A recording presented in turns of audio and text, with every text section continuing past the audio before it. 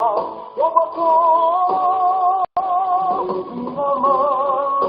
buenas noches. Vamos a dar comienzo a esta segunda clase del ciclo de capacitación de GPR sobre la adaptación de las lentes Clear Lens, realmente fabricadas por GPR en Argentina, eso es lo importante. Y este ciclo de 4 charlas los dicta el gran contactólogo argentino Hugo Legaria.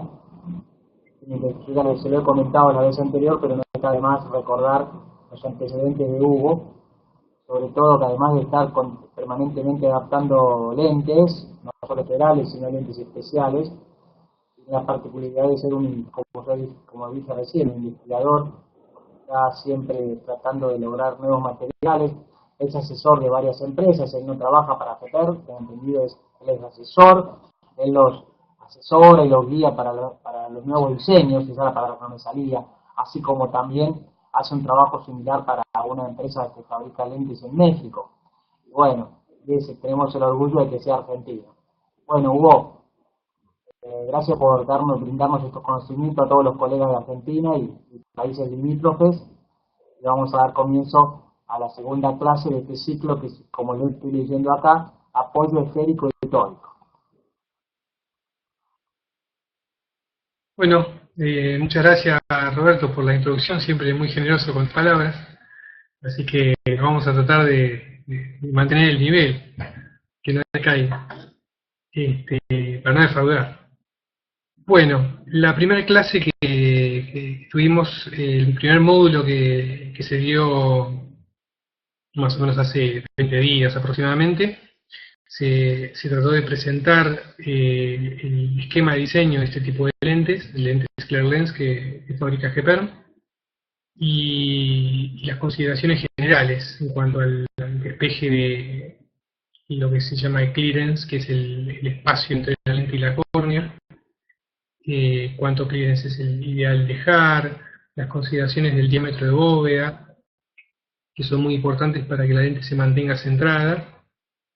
Y dejamos para el segundo módulo todo lo que respecta al análisis del apoyo de la lente sobre la esclera, que es, yo pienso, la base de la adaptación de lente escleral. Muchas veces confundimos que la lente escleral es calcular bien el clearance.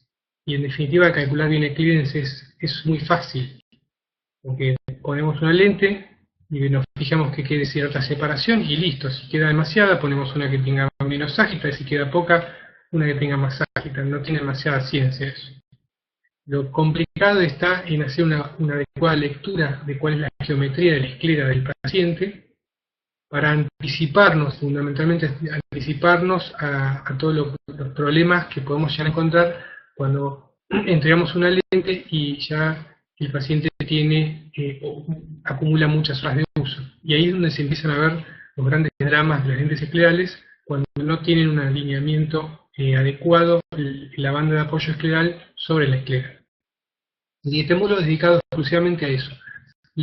Si conviene apoyo esférico o apoyo tórico y en qué situaciones y qué es lo que implica que hagamos una lente de apoyo tórico cuando la esclera es tórica o cuando es esférica. Cuáles son las consecuencias que va a tener tanto en confort, en visión y en la refracción que hagamos sobre la lente. Pues vamos a arrancar.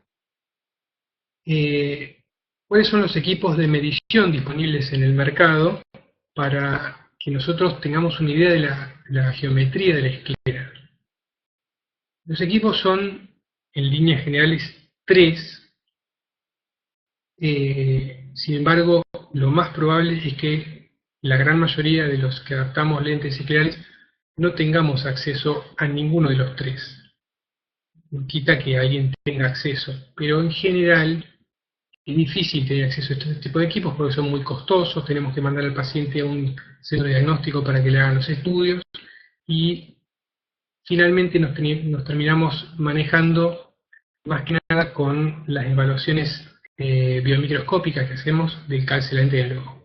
Pero es importante conocer estos equipos porque si tenemos un caso realmente complejo donde la esclera evaluamos que tiene mucha irregularidad, tenemos que considerar seriamente el uso de este tipo de equipamiento para poder reducir el margen de error que tenemos con el paciente. Si no, vamos a estar cambiando de lentes 20 veces sin llegar a buen puerto. Antes que siga, la comodidad de esto es que sea educativo e interactivo. Si alguien no entiende o es confuso como lo explico alguna parte de la charla, me pueden escribir abajo y yo freno y lo aclaro, o si surgen consultas en el medio. Bueno, los equipos son 3: tomografía de Scheimpflug, con cámara Scheimpflug, el más conocido de ellos es el Pentacam, aunque hay otras marcas, donde tenemos la fotografía de toda la córnea y también alcanza a hacer un barrido de la esclera.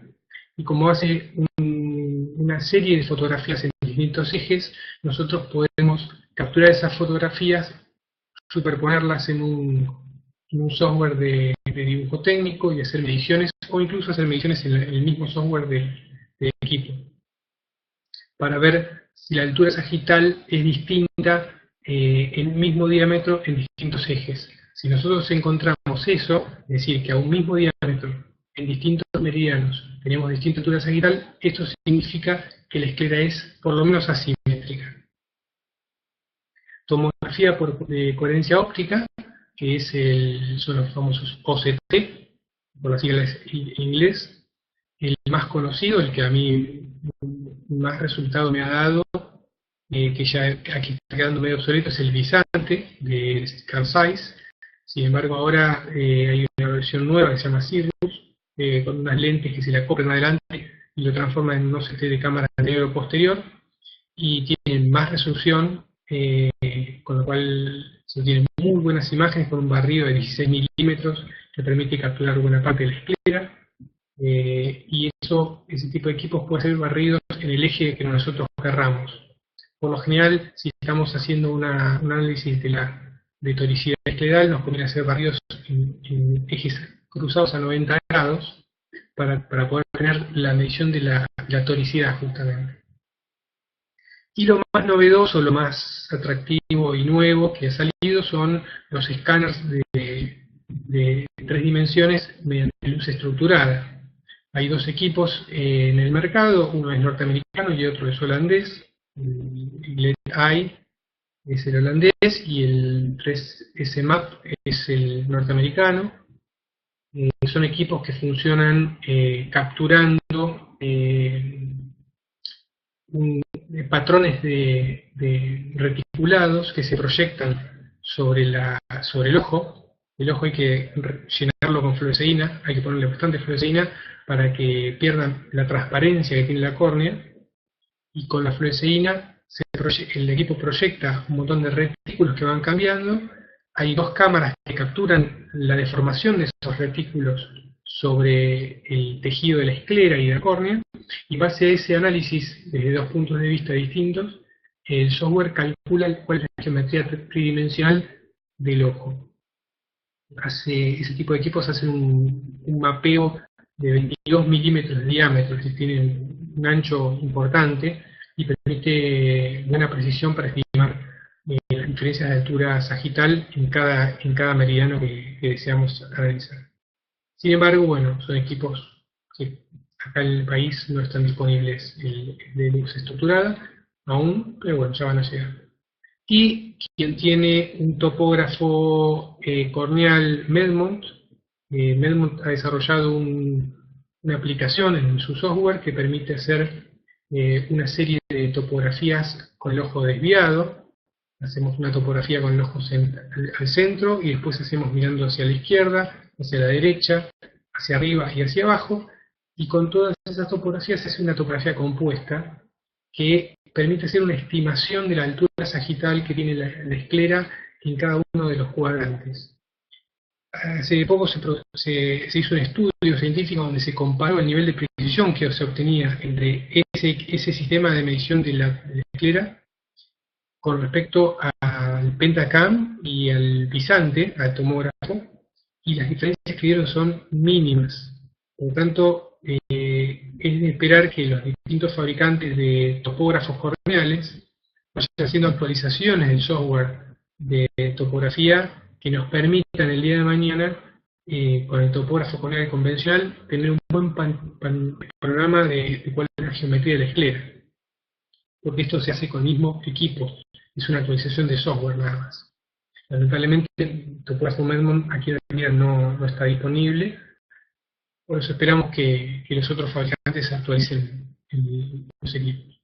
Esta es la tecnología de punta que está disponible. Yo normalmente cuando tengo un caso complicado recurro al OCT, a la tomografía de coherencia óptica, que ahora van a ver después algunas imágenes. Bueno, ¿qué pasa si no disponemos de estos equipos? Tenemos que recurrir a lo que vemos en la lámpara hendidura, tenemos que ver si hay compresión de la conjuntiva en algún cuadrante, si hay ortogonalidad en esa compresión de conjuntiva, nos está diciendo medianamente que hay cierta geometría cilíndrica en esclera. Si vemos un cuadrante solo comprimido y el resto no, ya puede ser una simetría, que es distinto que una tonicidad. Analizar los radios de curvatura frontales de la lente in vivo luego de 30 minutos. Esto a mí me da muy buen resultado. Consiste en que cuando hacemos una prueba, yo coloco una lente escleral esférica, de apoyo esférico, y la dejo, una vez que encuentro la lente que tiene el clearance que más me agrada, lo dejo colocado, dejo al paciente un rato en la sala de espera, y a la media hora aproximadamente le hago una queratometría sobre la lente colocada. En general, en media hora de uso la lente ya se asentó un poco, y ese asentamiento hizo que se empiece a deformar tratando de copiar la geometría de la esclera. Al deformarse copiando la geometría de la esclera, nos va a manifestar en la queratometría, si hay cierta toricidad en la esclera, nos va a manifestar una deformación, una flexión de la lente, y eso es medible por el queratómetro, se puede medir con una topografía sobre la lente colocada, con un autorrefractómetro con queratómetro. Cualquiera de esos equipos nos va a brindar la información. Si nosotros observamos en esa queratometría de la lente que tiene un cilindro de superficie superior a 0,50 dioptrías, ya tendríamos que estar considerando que vamos a necesitar una lente de apoyo tórico. Porque generalmente cuando la lente se deforma 0,75 dioptrías, una dioptría, eso tiene un impacto en la refracción, en la calidad óptica de la lente, por la flexión que se está generando, y también tiene un impacto en la conjuntiva, que se va a manifestar con algo de compresión e hiperemia cuando el paciente se quite la lente luego de usarla 8, 10 o 14 horas. Acá Sebastián Schmeil pregunta si la lente se deforma. Exactamente, la lente se deforma. Todas las lentes esclerales están fabricadas con materiales muy blandos, químicamente hablando. El índice de dureza es bastante más bajo que el acrílico. Eso debido a los compuestos que se le ponen para generar la oxigenación. Si a eso le sumamos que estamos trabajando con diámetros de 15, 16, 17, 19 milímetros, y que el espesor de la lente está en el orden de 300 micras, a mayor diámetro tenemos más posibilidades de flexionar la lente.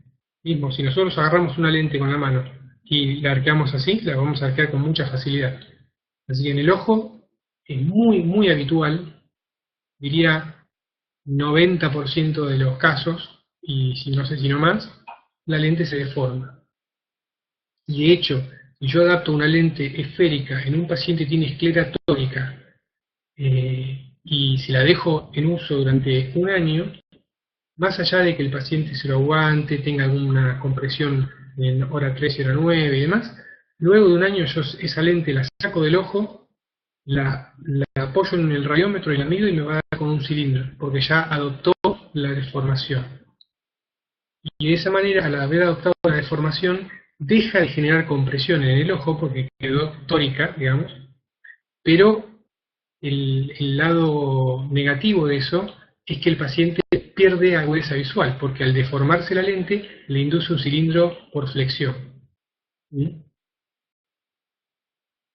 Entonces es importante medir la keratometría luego de 30 minutos del lente en uso para verificar si estamos ante una esclera con bastante tonicidad. Podemos hacer una topografía sobre la lente, es muy útil, se ve muy clarito cuando se está flexionando. Y si nosotros nos encontramos con un ojo muy tórico, suelen ser los pacientes que tienen astigmatismos puros, bastante altos, muchas personas de etnia andina, en general tienden a tener mucha tonicidad en la esclera, y nos encontramos que cuando hacemos una prueba, la lente se llena de burbujas casi instantáneamente. Y nosotros pensamos que es un error de inserción, entonces quitamos la lente, la rellenamos de vuelta, la colocamos, y otra vez burbujas, y otra vez burbujas. Después miramos con la lámpara hendidura y de repente vemos con detalle que cada vez que parpadea, de arriba se va filtrando una pequeña burbujita, que van generando una burbuja más grande adentro, ¿no? Bueno, ahí nos está indicando que seguramente estamos ante una esclera que tiene una tonicidad superior a las 350 micras, 400, 500 micras entre los dos ejes de diferencia de altura, y la lente de apoyo esférico, a pesar de deformarse, no logra sellar el eje vertical, que es el que generalmente es el más curvo, y por ahí se terminan filtrando o detritos o burbujas de aire. Si tenemos ese caso y nos impide hacer una refracción, una evaluación del paciente, bueno, para eso en la caja de prueba tenemos la lente número 14, que está fabricada con el borde tórico. Entonces recurrimos a esa lente, aunque el clearance no sea ideal y demás, pero recurrimos a esa para verificar si el apoyo, esa toricidad que tiene la lente de la caja de prueba, que es de más o menos 250 micras, va a ser suficiente para neutralizar ese problema. Generalmente no es necesario, salvo casos extremos. Bien. Entonces, la importancia de la geometría escleral es detectar residuales reales e inducidos por flexión. Esto es muy importante, más que nada para no tener que estar con cambios permanentes de lentes, porque una lente termina deformada y pensamos que tiene un astigmatismo, que en realidad un astigmatismo residual que en realidad no era tal. ¿Cómo ocurre esto? Si nosotros tenemos una flexión de la lente de una dioptría y media, esa lente está generando, por deformación de la zona óptica, un cilindro refractivo de esa misma magnitud. Entonces, al generar ese cilindro, nosotros podemos estar pensando que vamos a tener que hacer una lente tórica frontal o usar un anteojo complementario con el astigmatismo para compensar ese cilindro. Sin embargo, si nosotros eliminamos la flexión, la torsión de la lente, de esa manera desaparece ese astigmatismo residual que se está haciendo presente justamente por la flexión. Entonces, de ahí la importancia de analizar si la lente se deforma o no, para que todas las medidas que tomamos a posteriori para ordenar la lente definitiva al laboratorio sean confiables, ¿no? Porque si no estamos pisando en falso. Anticiparnos a la compresión conjuntival, porque muchas veces si hay una pequeña toricidad, la compresión no la vemos en la hora y media que tenemos el paciente ahí en la prueba. Y nos llama el paciente cuando ya entregamos la lente definitiva y lo usó 8 o 10 horas, que dice que cuando se quita la lente le queda el eje horizontal por lo general colorado. Bueno, eso es porque hubo presión durante todo el día en esa área. También podemos mejorar el centrado, porque una lente que está pivoteando en el eje más plano de la esclera se va a tender a caer verticalmente y se va a descentrar. Ahora vamos a ver una fotografía de un caso así.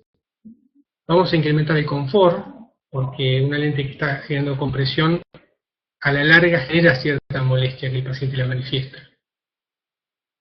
Y el otro gran problema que se ha visto con las escleras tóricas es que cuando usamos una lente de borde esférico y el borde superior fundamentalmente no queda bien sellado, a medida que el paciente va parpadeando durante todo el día, se van filtrando restos de secreción del párpado superior, secreción del ojo, que se acumula en la cámara interna, en la bóveda de la lente, enturbiando la solución fisiológica que está ahí atrapada. Por ese motivo está lo que se terminó de llamar fogging o enturbiamiento de cámara, y que al principio se recomendaba a los pacientes que cada 3 o 4 horas cambien la solución que está adentro.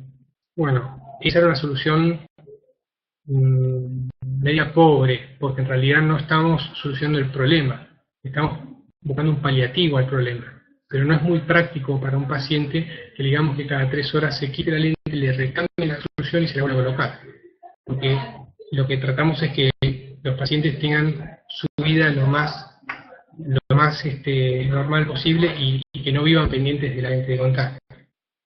Entonces, si nosotros hacemos el borde tórico cuando la esclera lo requiere, vamos a reducir la posibilidad de que haya un enturbiamiento del líquido de la solución que queda atrapada entre la lente y la córnea.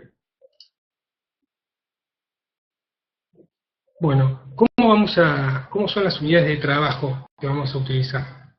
Estamos acostumbrados a los milímetros, a las dioptrías, y ahora aparecieron los micrones. Micrones, en las lentes de Sclear Lens vamos a utilizar la unidad de micrones para definir el grado de toricidad. Cuántas micras de diferencia de altura tiene la lente entre el eje más plano y el eje más curvo. Con dioptrías medimos la curvatura, y con los pasos vamos a definir si un radio es plano 1, plano 2, estándar, cerrado 1, cerrado 2, que es de la forma que vamos a ir modificando, abriendo o cerrando cada uno de los ejes que nosotros queremos modificar. Bueno, acá tenemos una tomografía de coherencia óptica en el mismo ojo, mismo paciente. La que está del lado izquierdo corresponde al eje horizontal, 180 grados, y la que está del lado derecho corresponde al eje vertical. A su vez, del lado izquierdo está superpuesto el diseño de una lente escleral que está apoyando sobre la esclera. Se puede ver clarito cómo asienta en esta área, es donde se está apoyando. ¿Y qué es lo que pasa en el eje vertical, siendo que este es un paciente que tiene bastante toricidad escleral? Tengamos en cuenta que si la lente se apoya en el eje horizontal, como está marcado ahí, como lo señalé, el clearance que va a quedar es este que estamos viendo aquí arriba. Por lo tanto, en el eje vertical, el clearance va a ser el mismo, ¿no? Entonces, si yo coloco la lente manteniendo el mismo clearance, ¿qué me encuentro? Aquí y aquí, que los bordes de la lente están en el aire. Como no pueden estar en el aire los dos, porque la lente, digamos, si está basculando verticalmente, lo que va a ocurrir es que la lente se va a descentrar hacia abajo. Se va a descentrar hacia abajo y se va a enterrar, se va a girar un poquito y se va a clavar el borde en hora 6, digamos, se va a clavar un poquito en la conjuntiva. Y el borde superior, que es el que queda como más levantado, es por donde se van a filtrar las burbujas y los detritos. Por eso generalmente vienen de arriba todos estos problemas, porque la lente se gira hacia abajo, al caer se clava en la conjuntiva, parece que estuviera ajustada en hora 6, y sin embargo no lo está, y de arriba viene todo el problema.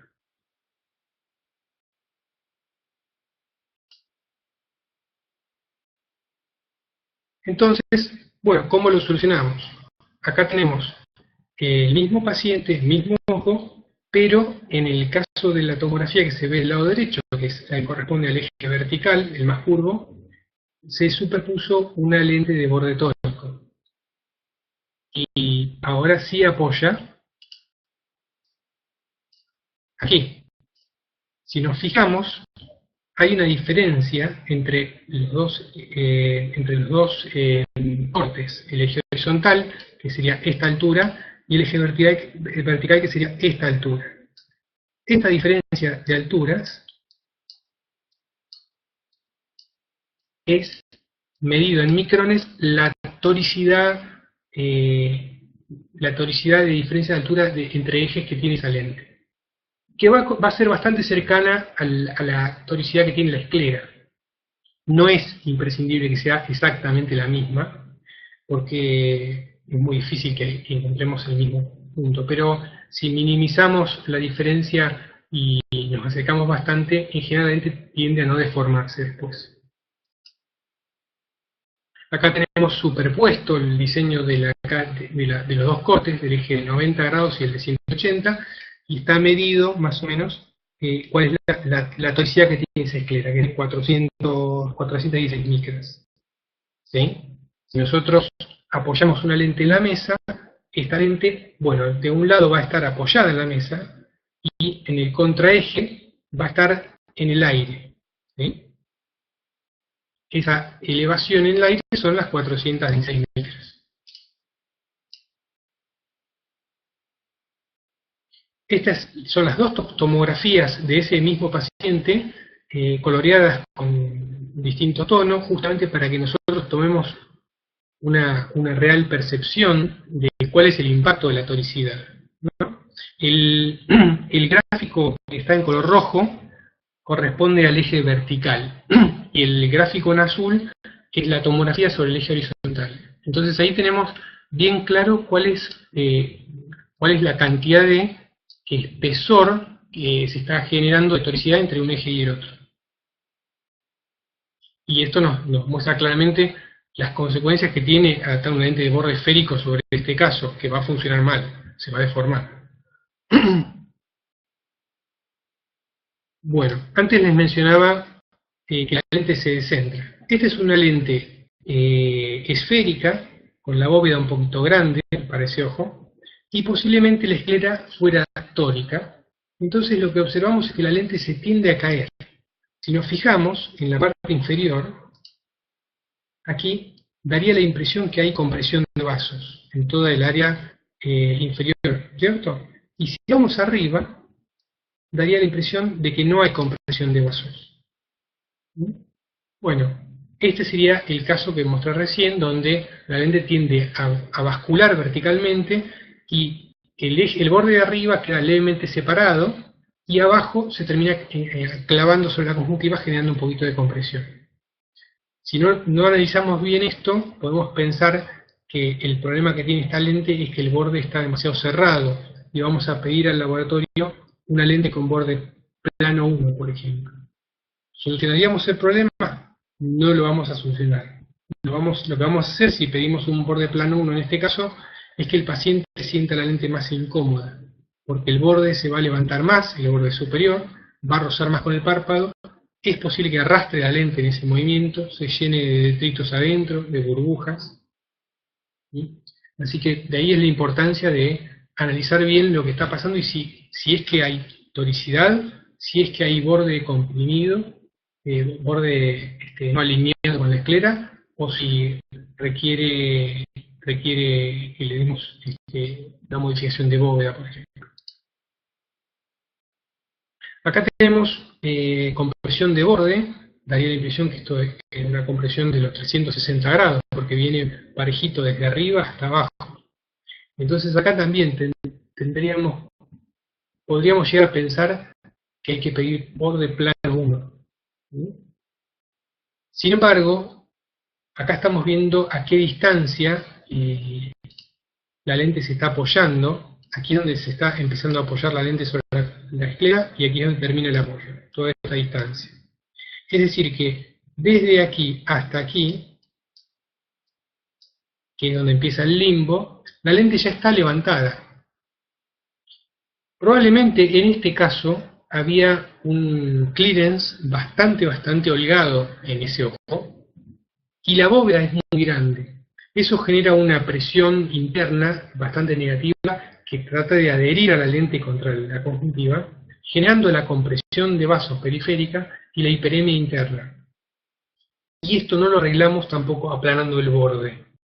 Lo arreglamos modificando el diámetro de bóveda. Esto lo hago mucho hincapié porque quienes adaptan lentes esclerales habrán visto que al principio, cuando empiezan a trabajar, empiezan a salir todos bordes plano, plano 1, plano 2, porque cualquier compresión que hay en algún lugar la quieren resolver aplanando el borde.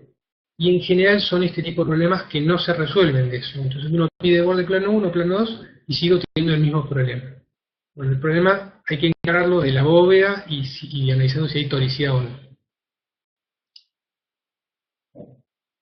Acá tenemos una lente de borde esférico generando compresión localizada en un eje oblicuo, es el que está marcado por la liñita esa puteada, y acá claramente haría falta aplanar el eje, este eje, el eje oblicuo de como de 45 grados, digamos, para evitar esta compresión que estamos viendo acá.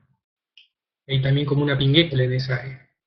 Si tenemos pacientes con pinguéculas en hora 3 y hora 9, también podemos ordenar levantamiento de borde en el eje horizontal para tratar de reducir la presión que se hace sobre la pinguécula. Perdón, vuelvo a la fotografía anterior. Acá es claro esto que mencionaba sobre la compresión en esta zona, porque está circunscrita a esta área. Cuando miramos arriba, acá no hay compresión, y acá no hay compresión. Entonces sabemos, si la fotografía estuviera completa, podemos ver donde termina de este lado el apoyo, que seguramente en esa zona también tendremos compresión. Entonces está claro que en ese eje, que es el eje plano de la esclera, y el contraeje, que es el que sería 120, 130 grados, es el más curvo. Acá tenemos un caso exactamente opuesto al de recién, donde tenemos que el borde de 45 grados es el borde más curvo de la esclera. Como es más curvo, en realidad está demandado. Estamos probando una lente de borde esférico y se levanta, queda completamente en el aire. Y si miramos el contraeje, seguramente encontraríamos alguna compresión, o por ahí no hay compresión, pero está el borde justito, justito. También es un elemento para que tengamos en consideración que tenemos que pedir una lente de borde tórico. Acá tenemos una lente de diámetro grande, de 18 milímetros, para una ectasia muy severa, un trasplante con una protrusión significativa. Y se ve clarito en todas las fotografías que hay una compresión en el eje horizontal. Está marcado con la línea de puntos. Tenemos blanqueamiento en esta área, está marcada aquí y aquí. Y si se fijan, hacia abajo no tiene compresión y hacia arriba tampoco.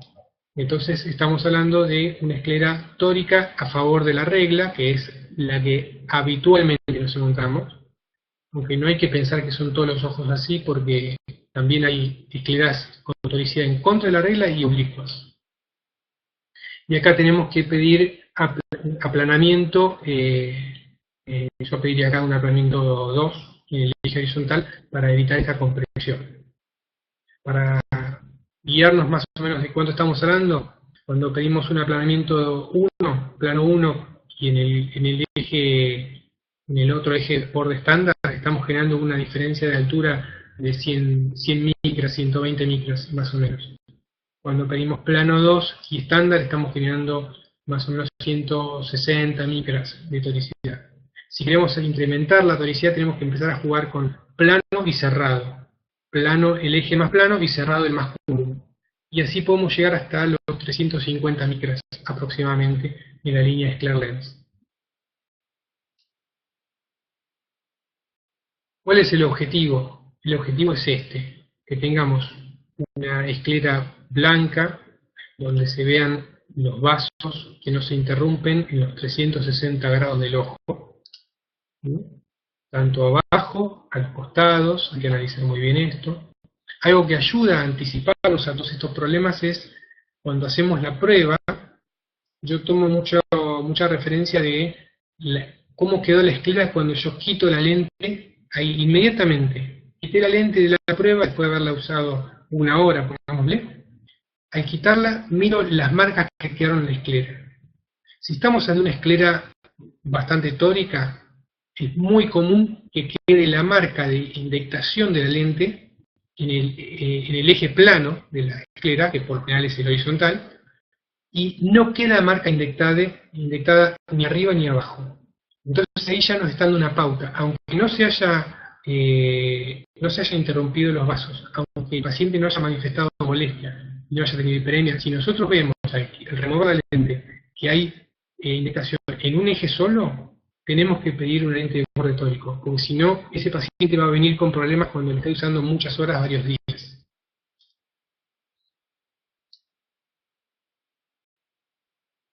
Entonces, ¿qué es lo que podemos hacer con las lentes Sclear-Lens respecto a los bordes? Podemos, el borde estándar, del borde estándar podemos subir plano 1, plano 2, o cerrado 1, cerrado 2. Eso es lo que podemos hacer normalmente. Sebastián Schmel pregunta ¿qué sucede en graduaciones altas, incluye en el espesor? Sí, cuanto más gruesa la lente, menos posibilidad de que se deforme tiene, y el que lo va a sufrir es el ojo.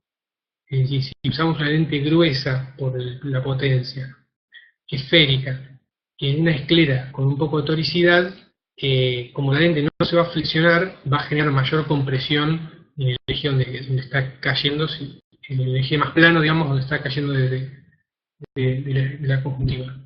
Así que es más fácil de ver incluso en la prueba.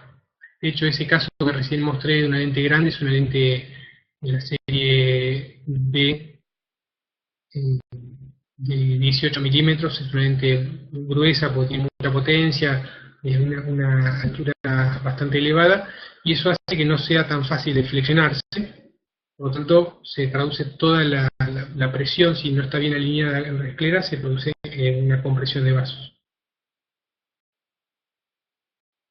Bueno, acá Hernán Moro dice, al colocar la lente se debe respetar alguna marca de eje o se acomoda el parpadeo.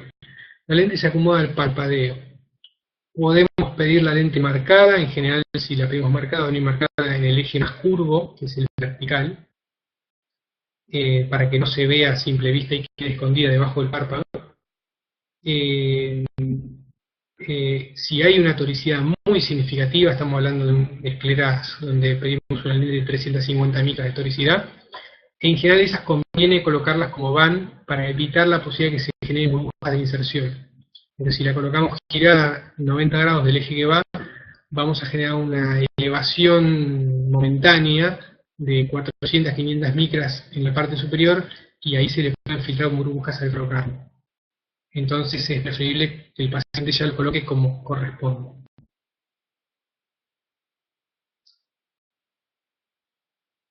Bueno, entonces acá tenemos, este es un plano de la lente Sclear-Lens, la tórica, y cómo va cambiando, se ve acá abajo, cómo van cambiando las curvaturas en esta área, según ordenamos borde estándar, borde plano 1, plano 2, cerrado 1, cerrado 2. Pensemos que en un eje podemos pedir un tipo de borde y en el contraeje podemos pedir otro tipo de borde, ¿no? Es decir, puedo pedir una lente, por ejemplo, plano 2 estándar. Eso significa que en un eje voy a tener borde plano 2 y en el contraeje va a ser el radio de cobertura estándar. O puedo pedir plano 2 y cerrado 2, que sería el máximo potencial, que serían la línea de arriba y la de abajo. Entonces voy a lograr con eso 350 micras de diferencia de altura, que es el máximo que podemos generar con esta lente, siendo que aplané el máximo el eje plano y cerré el máximo el eje curvo. Acá están la diferencia de los 350 micras, que es esta línea vertical.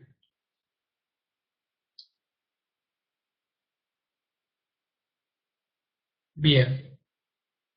Después,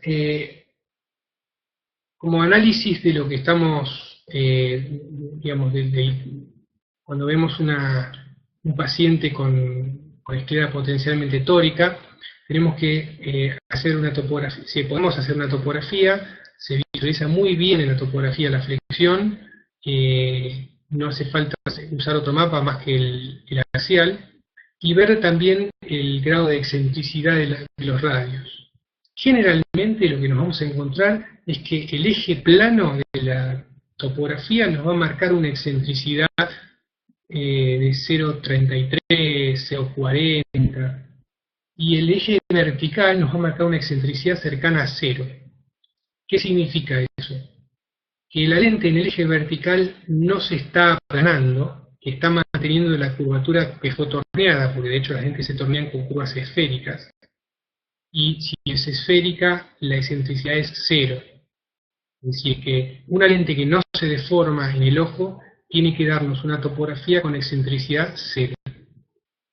No seamos tan exquisitos, podemos aceptar un 0,10 mínimo.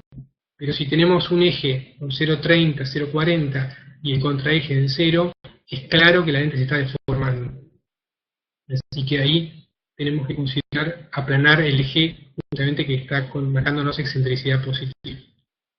Sirve la queratometría, es decir, si no tenemos topógrafo, podemos manejarnos con la queratometría que hacemos sobre la lente. Tenemos que analizar la relación del cilindro residual y la flexión y los ejes. ¿A qué me refiero con esto? El paciente puede tener un astigmatismo residual por producto de una catarata que viene en camino y que el cambio de índice cristalino y su endurecimiento genera un astigmatismo vertical. O también puede ser que el endotelio está tan deformado que está induciendo un astigmatismo residual en esa zona.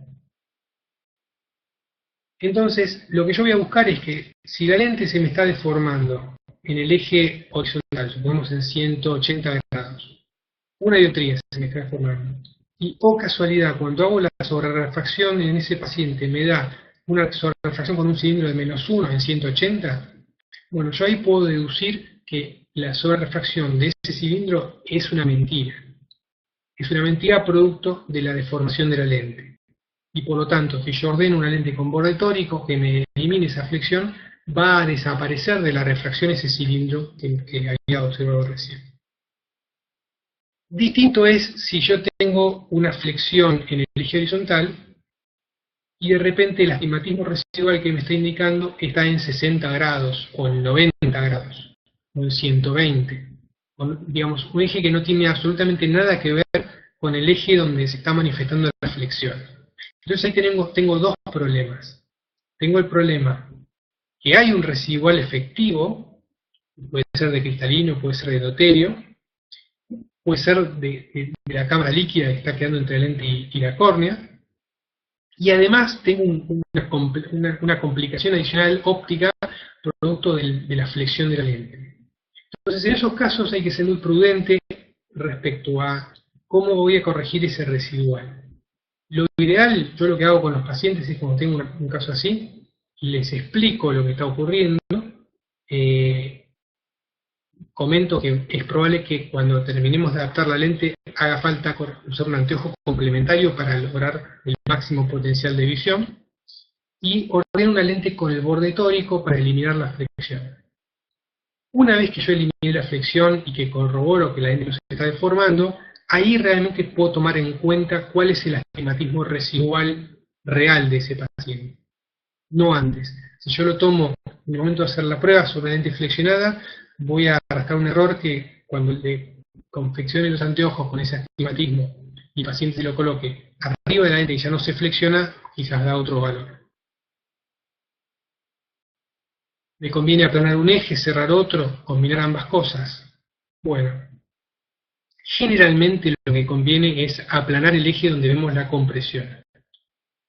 Ahora, si nosotros vemos que en una prueba de lente que estamos haciendo, que hay un borde que está realmente levantado en el aire, visiblemente levantado, ahí además de aplanar el eje plano, nos conviene cerrar un poco el eje curvo, porque si no, voy a seguir teniendo la lente bastante levantada. Así que tomamos ese punto de referencia para ver si hace falta cerrar el eje curvo o dejarlo en estándar. Yo casi siempre pido, cuando tengo que hacer toricidades, plano 2 estándar o plano 1 y estándar según la gravedad del caso. Es muy raro que pidas cerrado y plano. Pero bueno, eso se ve sobre la marcha y en base a la geometría de la esclera del paciente.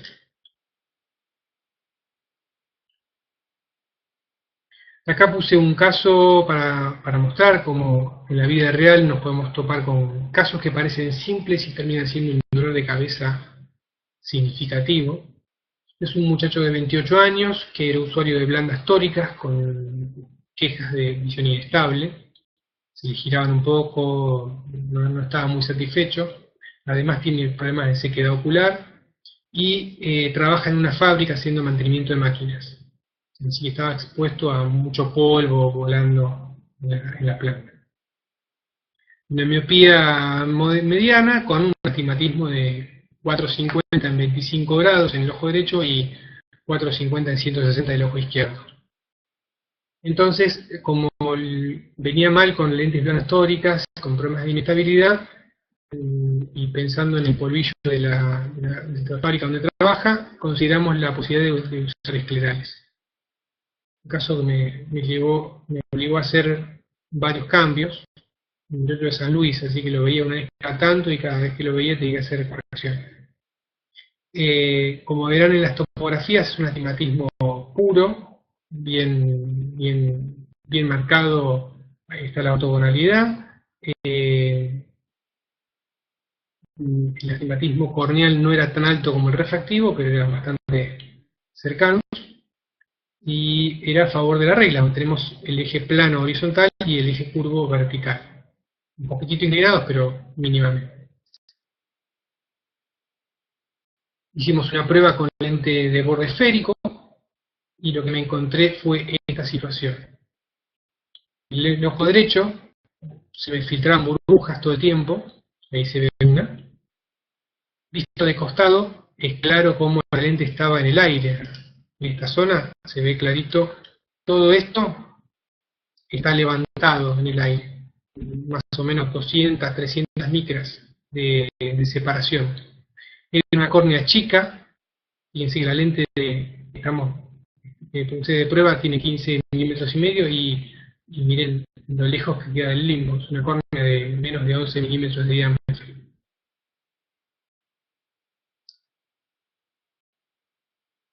Ojo izquierdo, también en el aire en la zona inferior y levantada en la zona superior. Es importante tomar esta visualización del borde, girando con la lámpara hendidura, buscando esos ángulos donde potencialmente puede ser que la lente esté levantada y ver realmente cuánto es la separación, para tener una idea a la hora de calcular la toricidad que vamos a pedir. Como venía tan complicada la mano, decidí mandarlo a hacer tomografía de coherencia óptica para poder evaluar bien el grado de toricidad y reducir el margen de error. Y bueno, no me equivoqué. El ojo derecho tiene una diferencia de altura sagital entre los dos ejes principales de 576 micras. Un montón. Medidas en un diámetro de 15 milímetros. Esto realmente es muchísimo. Son casos poco habituales los que tenemos con este grado de toricidad. Fíjense que en qué ejes pedí la tomografía. Yo no pido tomografía en 90 y en 180. Yo analizo lo que estoy viendo en la lámpara hendidura, veo cuáles son los ejes donde puede estar el problema y en base a eso digo, háganme una tomografía en este eje y en este eje. Bueno, acá pedí en el ojo derecho un corte que está en 25 grados y el contraeje, ¿no? Sería 115. Si vamos aquí, un segundito, volvemos a los datos originales, nos podemos ver que tenemos el ojo derecho, el eje más plano era en 10 grados, y curva en 100, ¿cierto? Bueno, eso nos sirve de referencia para ver a dónde vamos a pedir la tomografía. Juliana Poveda pregunta, ¿podemos contar con algún programa que nos ayude en la elección de la lente a colocar y que nos dé soluciones a posibles complicaciones? ¿Programa de computación es la pregunta?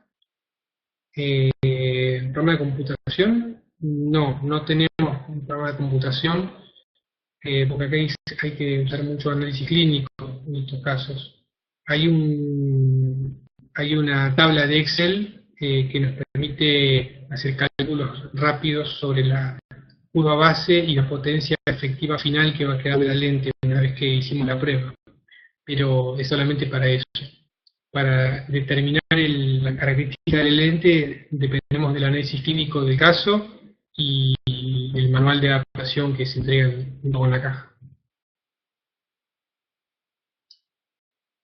Después, el ojo izquierdo, la sorpresa era aún mayor porque el ojo izquierdo tiene 646 micras de diferencia entre ejes. Así que un caso bastante complejo. Este sería un caso casi, les diría, ideal para una lente rígida corneal más que para una lente escleral. Y aún haciendo una lente rígida corneal tendríamos que hacer una lente peritórica o bitórica para estabilizarla, porque si no tendríamos mucha compresión en un eje y pivot levantado en el otro. Bueno, esta fue la lente que quedó definitiva. Ambas lentes están marcadas con un punto en el eje más curvo. Y fíjense cómo coincide el alineamiento del eje curvo con el eje curvo de la córnea, ¿no es cierto? Y si acá tenemos este eje que sería el más curvo de la córnea, y acá está el puntito, está medio escondido debajo del párpado, pero está ahí, es decir, marcando que este es el eje donde está más cerrado. Pasa lo mismo con el ojo izquierdo, tenemos este es el eje más curvo, y acá tenemos el puntito indicando que este es el eje más curvo de la lente. Este tipo de toricidades así tan significativas, nosotros colocamos la lente, la giramos con el dedo y la lente hace enseguida, se vuelve sola a la posición correcta, es como un rompecabezas que encaja rápidamente. Esta lente tiene 400 micras de toricidad en borde, y ahí se ve clarito que está apoyada en la mesa, como donde está el punto marcado en el eje más curvo, más cerrado, y donde está levantada la lente sería el borde más plano del contraeje.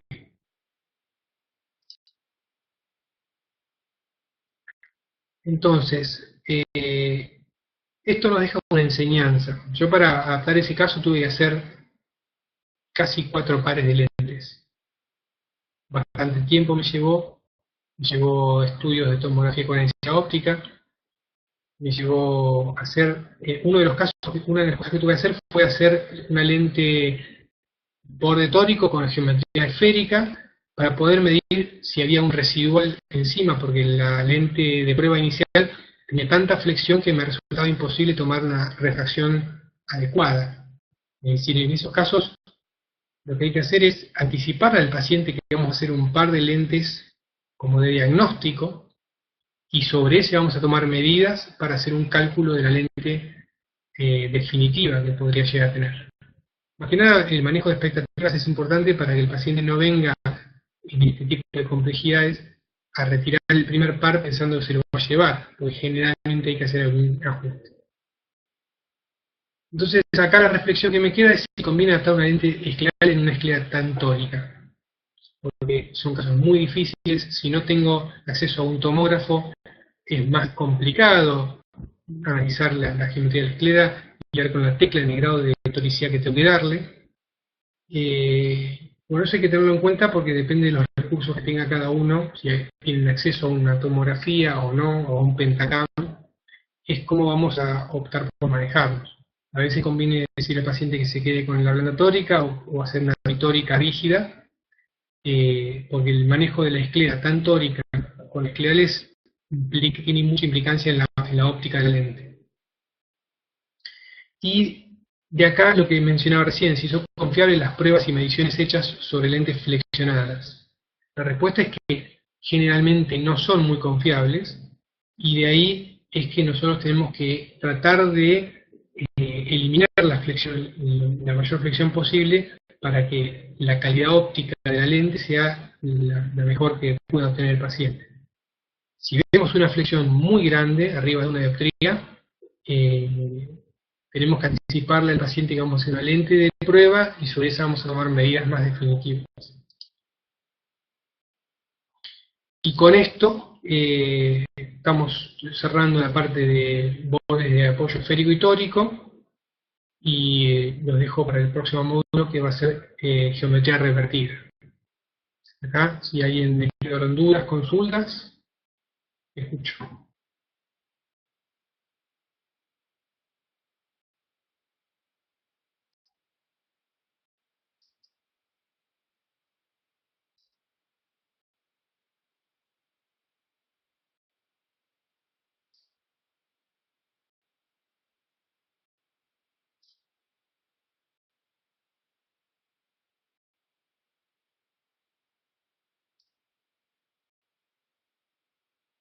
Muy bien, me alegro que les haya resultado interesante. Algo que no mencioné, la posibilidad de manejar las pinguículas con el borde tórico, levantándola en el eje donde están las pinguículas, suele ser de mucha ayuda. Marcelo Saporiti dice si se puede pedir con diámetro menor a 15. Se puede pedir con diámetro menor a 15, pero te diría que cuando tengas un caso así me lo mandes para que lo analicemos bien, porque para ver por qué es que hay que hacerlo menor a 15 y hacer las compensaciones correspondientes. Dice, podemos pensar en relacionar la toricidad de la lente en la topografía y el tórico escleral. Bueno, Eduardo Ayuso, es interesante ese tema.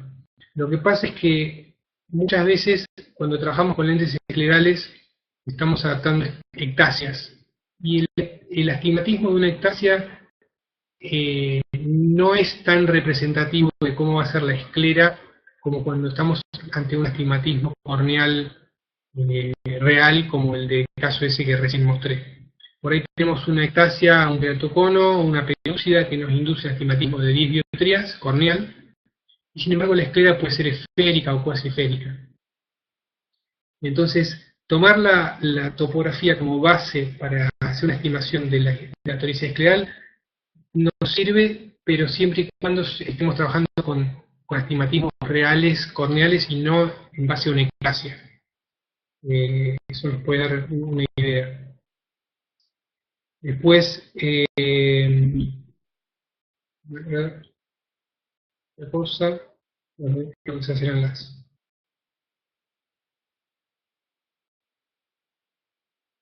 Eduardo Clara, que habla de la topografía de la lente y no de la córnea. El topo que dijiste, claro, sí, sí. Si hacemos una topografía de la lente colocada en el ojo después de sentada 30 minutos, nos da que se está deformando, es totalmente válido para analizar lo que vamos a hacer.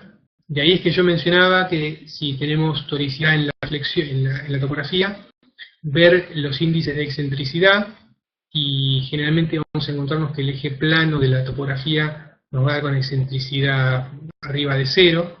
Eso nos está indicando que la lente se está arqueando, se está abriendo, y por lo tanto ese es el eje que tenemos que levantar, que aplanar.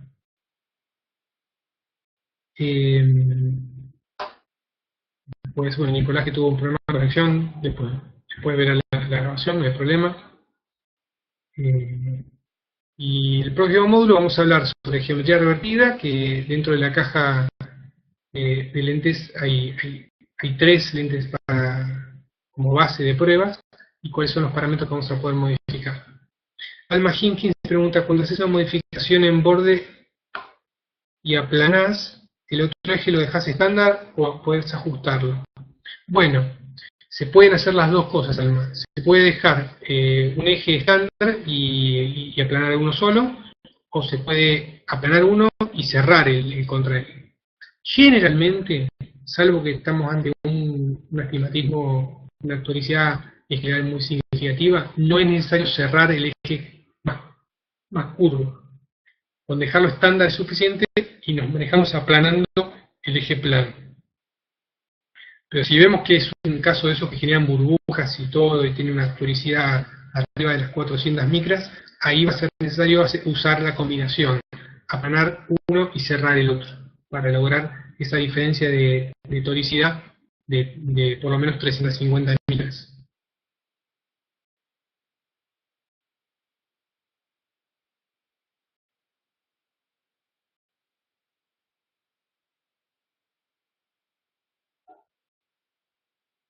Bien.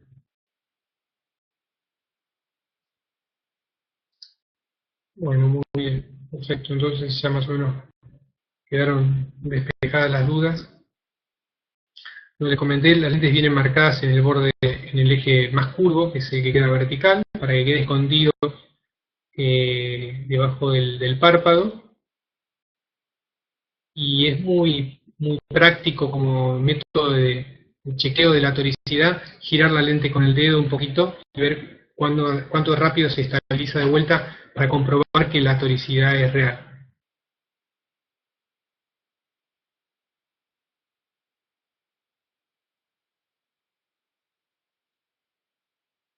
Bueno, muchas gracias, Alma. Lo voy a dejar a Roberto entonces que venga para hacer el cierre. Me parece que Roberto se fue de paseo. Eduardo pregunta si pude relacionar la excentricidad topográfica con algún parámetro de medida de ajuste a realizar entre meridianos. Estoy trabajando en eso, Eduardo. Es un estudio que estoy haciendo, todavía no lo terminé, pero es difícil de estandarizar porque esa flexión va a depender de varios factores, va a depender del espesor que tenga la lente y por consiguiente de la potencia, el diámetro, y me da la impresión de que es muy difícil unificar todas esas variables en un único punto de referencia. Por decir, cuando hay una excentricidad de 0,30 hay que usar plano 1 o plano 2, porque va a depender justamente del espesor de la lente que estoy probando, de la potencia que tenía, que si es más gruesa va a ser más rígida y va a ser más resistente a la flexión. Así que estoy investigándolo, pero todavía no tengo para dar una respuesta firme sobre eso.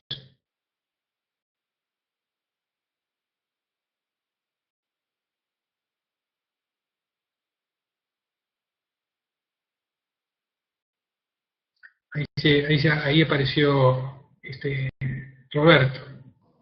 Patricia me pregunta si me podría consultar un caso por mail. Sí, por supuesto. Mi mail es hugolegaria@hotmail.com. Lo pongo acá para que quede por si no.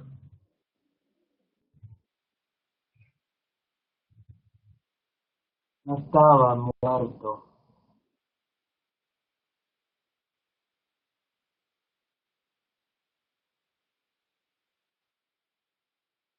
¿Cómo te va, Roberto? Tanto tiempo.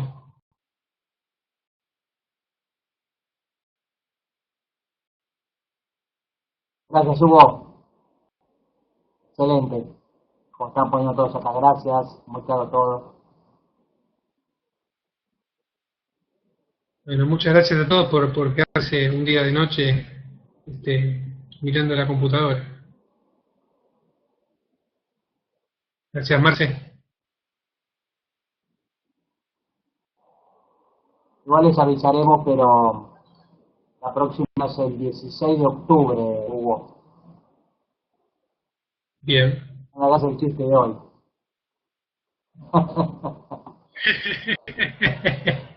Te asustaste, ¿eh? 8:30, le pregunto, ¿está todo bien? ¿Bien para qué? Me dice, ¿de qué? Uy, 2 minutos hasta que me dijo es un chiste, me quería morir. Bueno, gracias, Hugo. La vez pasada me pusiste al aire mientras practicaba, entonces te tenía que hacer transpirar un poquito. Gracias, Hugo. Como siempre, te envío un aplauso en nombre de todos los 60 y pico de personas que estuvieron. Bueno, muchas gracias a todos por haberse quedado hasta tarde con la presentación. Y sí, como decía Patricia ahí, si alguno tiene una duda o cualquier cosa me manda un mail y yo le respondo. Bueno, los que están trabajando con la caja de GPR ya saben que habitualmente me mandan mail y le vamos viendo los casos juntos. Y será entonces hasta el 16 de octubre. Nos vemos. Un abrazo para Hugo y para todos. Gracias, gracias. Chau, chau.